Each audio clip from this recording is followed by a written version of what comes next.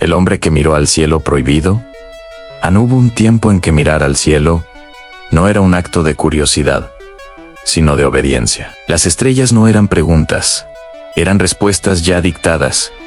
El universo no se exploraba, se aceptaba, y la verdad no se buscaba, se heredaba. En ese mundo nació Galileo Galilei, no como un rebelde, no como un hereje, sino como un hombre profundamente fascinado por el orden oculto de las cosas. Un matemático, un observador, un artesano del pensamiento, un hijo de su tiempo que jamás imaginó que, al levantar la mirada, desataría una de las guerras más silenciosas y brutales de la historia humana, la guerra entre la ciencia y la fe, entre la observación y el dogma, entre ver con los ojos o creer sin mirar. En Italia, finales del siglo XVI, las campanas marcaban el ritmo de la vida, y la iglesia no solo guiaba las almas, sino también las ideas. El cosmos era una estructura cerrada, perfecta, inmutable. La tierra, inmóvil en el centro.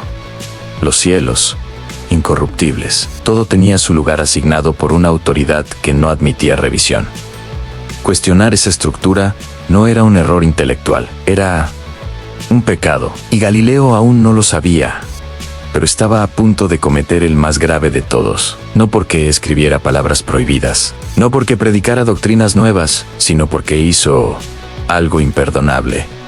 Miró. Cuando el telescopio llegó a sus manos, no fue visto como un instrumento inocente, fue visto como una extensión peligrosa de la mente humana, porque amplificar la visión era amplificar la duda, y la duda, en un sistema basado en certezas eternas, era una grieta mortal. Galileo apuntó ese tubo rudimentario hacia la luna, y lo que vio no encajaba.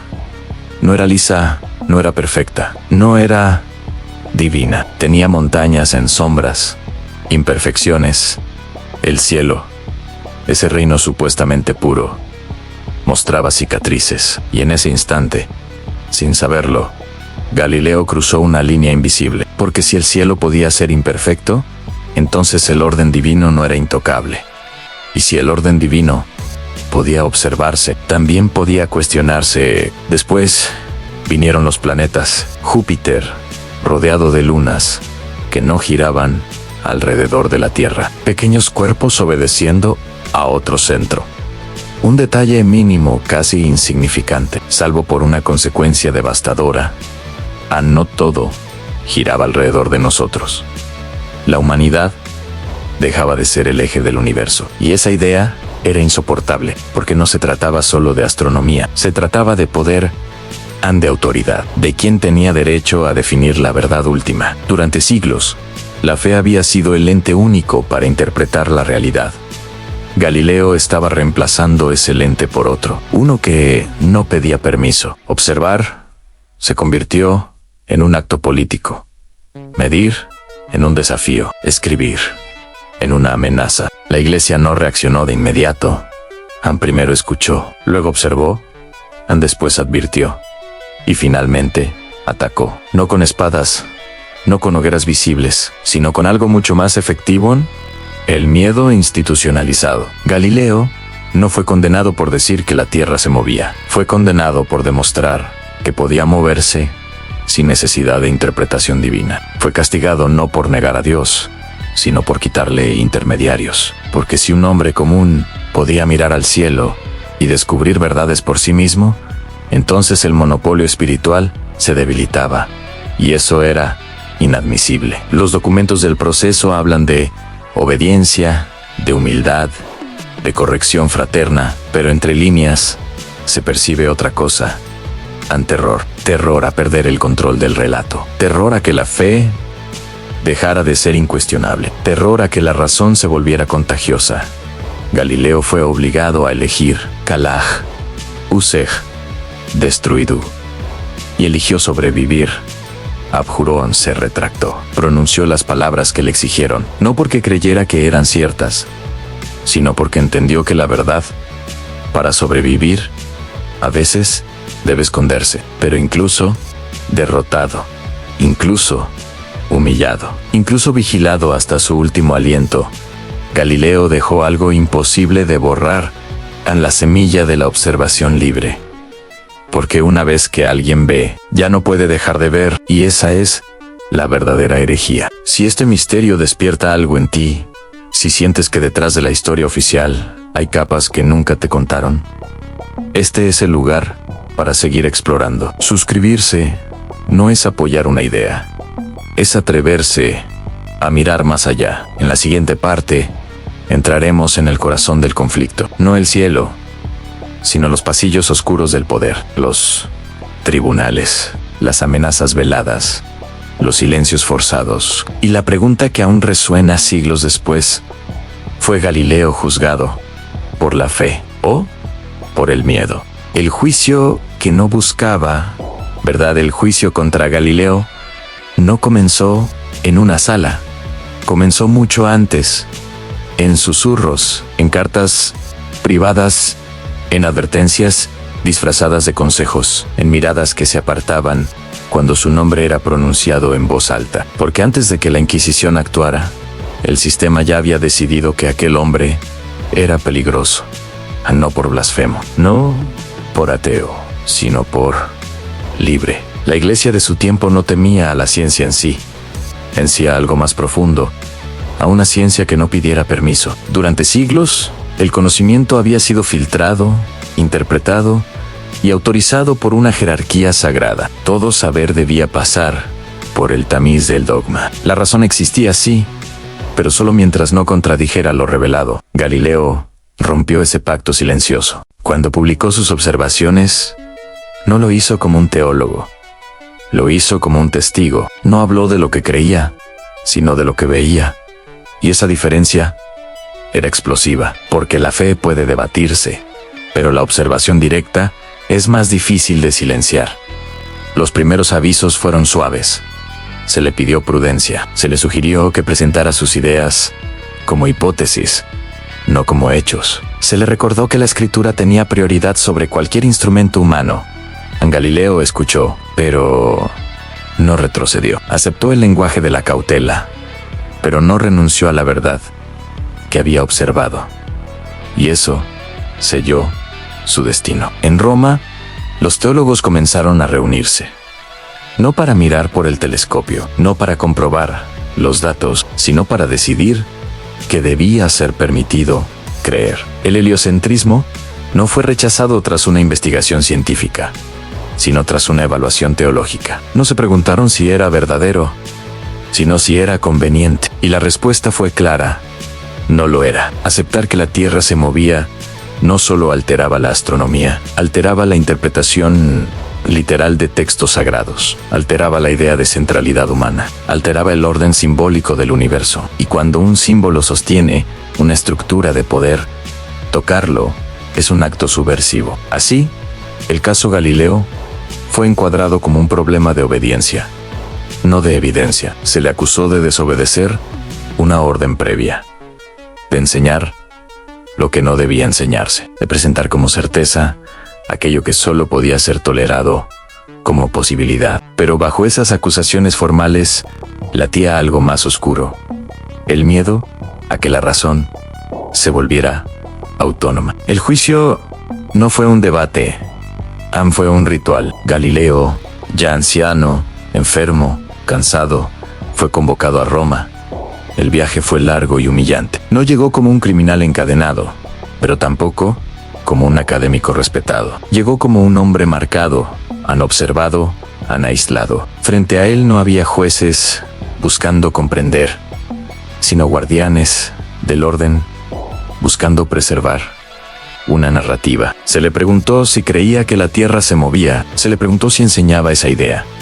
Se le preguntó si estaba dispuesto a retractarse, pero nunca se le preguntó qué había visto. Porque ver no importaba, importaba obedecer. Los documentos del proceso muestran un lenguaje calculado. No hay gritos, no hay amenazas explícitas. Todo es formal, pulcro, casi compasivo. Pero esa es la forma más eficaz del poder, la violencia, que no parece violencia. Galileo entendió el mensaje. No necesitaban quemarlo para destruirlo, bastaba con quebrarlo. La posibilidad de la tortura estaba implícita. No hacía falta ejecutarla. El solo hecho de saber que existía era suficiente. La Inquisición no necesitaba sangre para imponer silencio. Necesitaba miedo organizado. Y Galileo cedió pronunció la abjuración, declaró que sus ideas eran erróneas. Afirmó que había sido llevado por una vanidad intelectual. Prometió no volver a sostener aquello que había observado durante años. El mundo respiró aliviado. La fe había vencido. El orden se había restaurado. La herejía había sido sofocada, ¿no? O eso creyeron. Porque el juicio logró algo inesperado. Al castigar a Galileo, expuso la fragilidad del sistema. Mostró que la verdad podía ser temida, que la observación podía ser criminalizada, que la fe, cuando se siente amenazada, deja de ser espiritual y se vuelve política. El castigo no borró las ideas, las multiplicó. Cada científico que escuchó la historia entendió el mensaje oculto. El universo podía estudiarse, pero el precio era alto, y aún así, muchos aceptaron pagarlo, porque una vez que el conocimiento cruza cierto umbral, no hay decreto que lo devuelva atrás. Galileo fue condenado a arresto domiciliario, a silencio, a desaparecer lentamente de la conversación pública. Pero incluso recluido, siguió pensando, siguió escribiendo, siguió observando con la mente cuando los instrumentos le fueron negados. El poder había ganado el juicio, pero había perdido el control del futuro. Este no fue solo un caso del pasado, fue el primer gran juicio moderno contra la libertad de pensamiento. El modelo que luego se repetiría una y otra vez, en distintos contextos, con distintos nombres. Cambian las instituciones, cambian los discursos, pero el patrón permanece, aun cuando una idea amenaza la estructura, se convierte en delito. Y aquí surge la pregunta incómoda. ¿La fe condenó a Galileo? ¿O fue el miedo disfrazado de fe? Si este relato te lleva a cuestionar cómo se construye la verdad oficial, suscribirte no es un gesto trivial, es una declaración silenciosa de que no todo debe aceptarse sin mirar. En la próxima sección, iremos más allá del juicio. Exploraremos el mito que se creó después, la frase que quizás nunca pronunció, el héroe y el mártir, y la manipulación de su legado, porque a veces incluso la verdad es editada. El mito, la frase y la verdad manipulada después del juicio, comenzó algo igual de poderoso que la condena. El mito. La historia oficial necesitaba cerrar el episodio. No bastaba con silenciar a Galileo. Había que encapsularlo, convertirlo en un símbolo controlable, reducir un conflicto profundo a una anécdota digerible. Y así, lentamente, el hombre real fue sustituido por una versión cómoda de sí mismo. Un anciano derrotado, un científico imprudente, un ejemplo de lo que ocurre cuando se desafía a la autoridad. Pero también, con el paso del tiempo, apareció otra figura opuesta en el mártir heroico, el genio incomprendido, el rebelde solitario, que desafió a la iglesia y fue aplastado por ella. Dus gelatus extremus, dos caricaturas, ambas incompletas. Y entre esas versiones distorsionadas, la verdad quedó enterrada. La frase más famosa atribuida a Galileo resume este proceso mejor que cualquier documento histórico, y sin embargo, se mueve 4 palabras que lo convirtieron en leyenda. La imagen es poderosa, en el anciano, humillado, obligado a retractarse, que al levantarse, murmura en desafío, que la tierra sigue moviéndose. Pero lo inquietante es esto: no existe evidencia sólida de que Galileo haya pronunciado jamás esas palabras. La frase aparece décadas después de su muerte, no en actas del juicio, no en cartas contemporáneas, no en testimonios directos. Surge como una necesidad narrativa, como una forma de darle al público un cierre épico, un acto final de valentía que la realidad, mucho más compleja y dolorosa, no ofreció. Y eso debería incomodarnos, porque incluso cuando la historia pretende honrar a un hombre, puede estar manipulándolo. Galileo no necesitó decir esa frase para ser peligroso. Su verdadero desafío no fue un susurro rebelde, sino años de observación paciente. No fue un gesto teatral, sino una transformación silenciosa del modo en que la humanidad se relaciona con el conocimiento. Pero la cultura prefiere frases memorables a procesos incómodos. Prefiere héroes claros a conflictos ambiguos. Prefiere símbolos a preguntas abiertas. Así, Galileo fue convertido en una bandera. Para algunos, el símbolo de la ciencia, oprimida por la fe. Para otros, la prueba de que la razón, sin humildad, conduce al caos. Para muchos, apenas un nombre en un libro de texto. Pocos se detienen a mirar lo más perturbador de su historia, que el sistema que lo juzgó no desapareció, solo cambió de forma. Hoy ya no hay tribunales religiosos que decidan qué gira alrededor de qué, pero existen otras instituciones, otros dogmas, otras verdades intocables. Cambiaron los lenguajes, no los mecanismos. La censura ya no siempre se presenta como castigo, a veces se disfraza de corrección, de consenso, de ciencia incuestionable, de fe en nuevos ídolos. Porque toda época cree haber superado la intolerancia del pasado, justo antes de repetirla con otro nombre.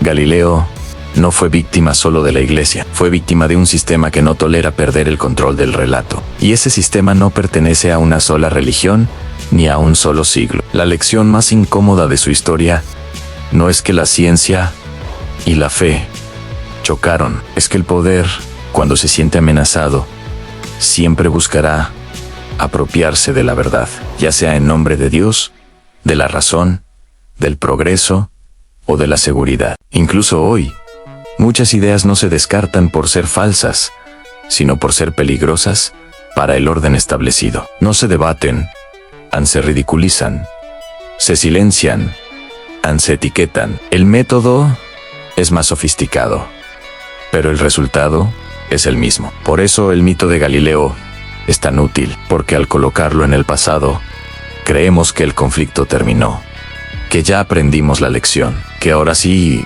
somos libres de pensar. Pero la pregunta sigue abierta. ¿Qué ideas actuales serían tratadas como herejías si amenazaran estructuras profundas? ¿Qué verdades necesitan ser ridiculizadas para no ser escuchadas? ¿Y cuántos Galileos modernos deciden callar, no por falta de evidencia, sino por miedo al costo? El verdadero legado de Galileo no está en una frase legendaria, está en la incomodidad que su historia aún provoca, en la sospecha de que la verdad no siempre es bienvenida, en la certeza de que mirar por uno mismo tiene consecuencias. Si sientes que este relato no habla solo del pasado, sino de algo que sigue latiendo en el presente, entonces ya estás participando de la misma tensión que marcó su vida. Y este canal existe para eso, para incomodar con preguntas que no encajan en versiones oficiales. En la siguiente sección, entraremos en la capa más profunda y perturbadora del caso, no la histórica, sino la simbólica. Galileo como arquetipo, la lucha eterna entre ver y creer, y la razón por la que esta historia nunca dejará de repetirse.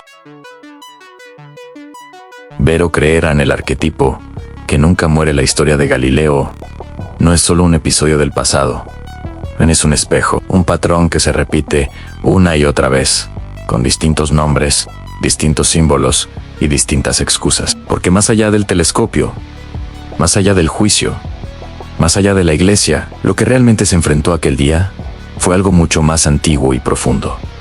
Han dos formas irreconciliables de relacionarse con la realidad o creer. Galileo representa al observador, no al creyente ciego ni al negador de lo sagrado, sino a quien se atreve a comprobar por sí mismo, a quien acepta que la verdad no necesita permiso para existir, a quien entiende que el universo no está obligado a coincidir con nuestras interpretaciones. El sistema que lo juzgó representa lo contrario, la certeza cerrada, la verdad revelada que no admite revisión, la idea de que el orden ya está definido y que cuestionarlo no es búsqueda, sino amenaza. Este choque no pertenece al siglo XVII. Es un arquetipo humano, una tensión eterna. Cada civilización ha tenido sus Galileos, personas que observaron algo que no encajaba, algo que desestabilizaba narrativas sagradas, científicas,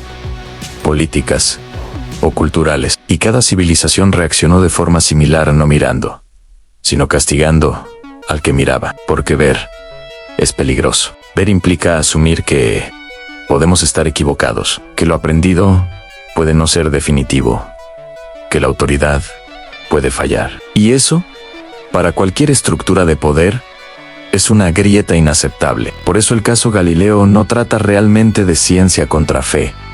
Esa es una simplificación cómoda. Trata de control contra conciencia, de quién tiene derecho a definir lo real, de si la verdad es algo que se impone o algo que se descubre. La fe, en su forma más pura, no tendría por qué temer a la observación, pero cuando la fe se convierte en institución, en jerarquía, en sistema de control, deja de ser espiritual y se vuelve territorial. Defiende espacios, defiende privilegios, defiende narrativas. Y lo mismo ocurre con la ciencia cuando se convierte en dogma. Este es el punto incómodo que pocos quieren aceptar en Galileo.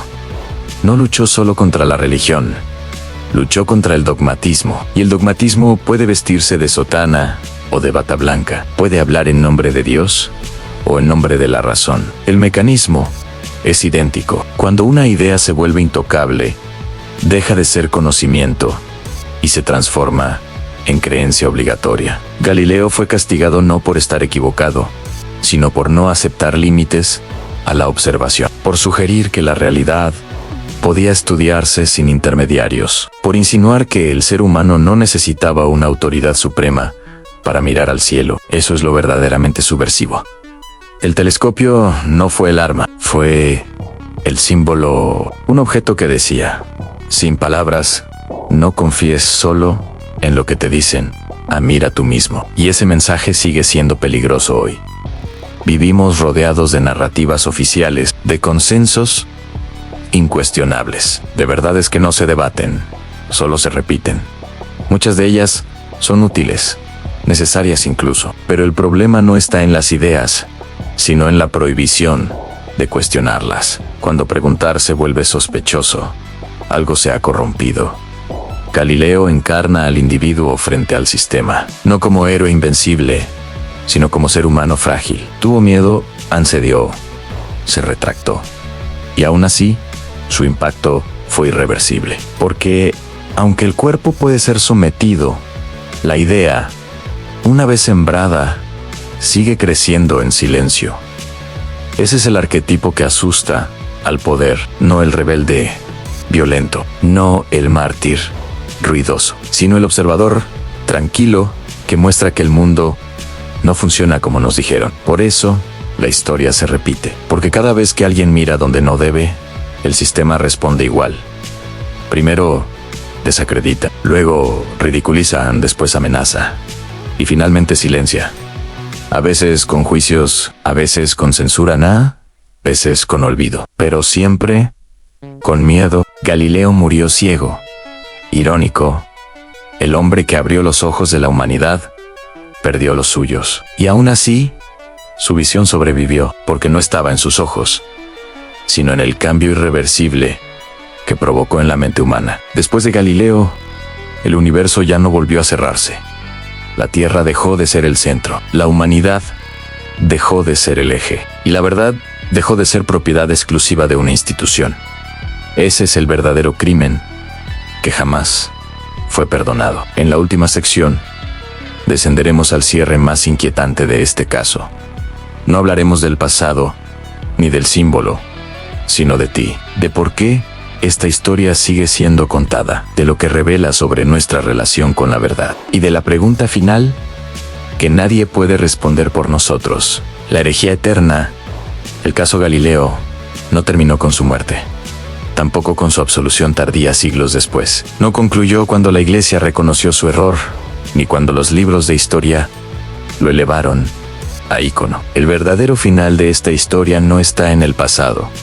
Está ocurriendo ahora mismo, porque Galileo no fue un hombre aislado. Fue una pregunta encarnada. Cada vez que alguien se atreve a observar sin permiso, esa pregunta regresa. Cada vez que una verdad incómoda es silenciada por conveniencia, el juicio se repite. Cada vez que una institución declara que ya no hay nada más que ver, el telescopio vuelve a apuntar al cielo. La herejía de Galileo no fue decir que la Tierra se mueve, fue demostrar que la verdad no necesita autorización. Eso es lo que sigue siendo imperdonable. Vivimos en una era que se proclama libre, informada y racional, pero basta rascar la superficie para descubrir que aún existen dogmas invisibles, ideas que no se pueden cuestionar sin pagar un precio social, narrativas protegidas no por su veracidad, sino por su utilidad para sostener estructuras. Hoy ya no se quema a los herejes en plazas públicas, se les desacreditan, se les aísla, se les ridiculiza, se les expulsa del consenso. El castigo es más limpio, más silencioso, pero igual de efectivo. El miedo ha aprendido a vestirse de modernidad. Y aquí surge la incomodidad final. ¿Cuántas veces confundimos verdad con repetición? ¿Cuántas ideas aceptamos no porque las hayamos observado, sino porque todos a nuestro alrededor las repiten? ¿Cuántas veces elegimos creer antes que ver? No por fe, sino por comodidad. Galileo nos obliga a enfrentar esa pregunta sin refugios. No fue perfecto, no fue invencible, no fue un santo, fue humano. Tuvo miedo de la tortura, temió por su vida, eligió sobrevivir. Y aún así, cambió el rumbo de la historia, no con valentía teatral, sino con perseverancia silenciosa. Eso lo hace más inquietante, porque demuestra que no hace falta ser un héroe para desafiar al sistema.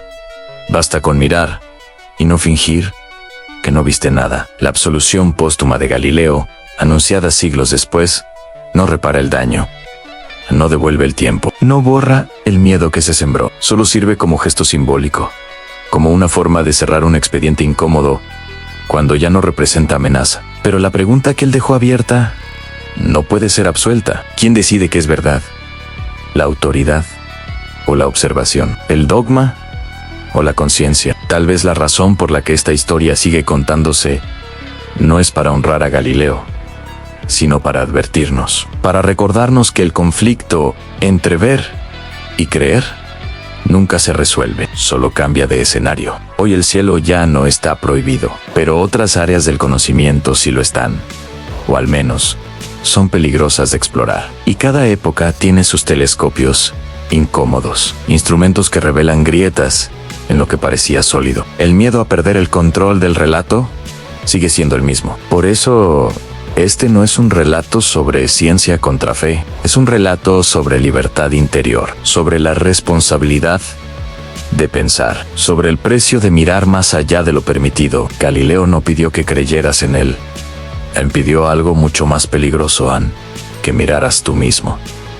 Y esa invitación sigue vigente. Si esta historia resonó contigo, no es casualidad. Significa que algo dentro de ti reconoce el patrón, reconoce la tensión, reconoce la incomodidad. Y eso es exactamente lo que este espacio busca despertar. Aquí no se trata de imponer verdades, sino de recordar preguntas olvidadas, no de destruir creencias, sino de evitar que se conviertan en prisiones. Porque la herejía más grande no es negar a Dios, ni desafiar a la ciencia, ni cuestionar la historia. La herejía eterna es atreverse a pensar por uno mismo. Lo que acabas de escuchar no busca que creas, sino que recuerdes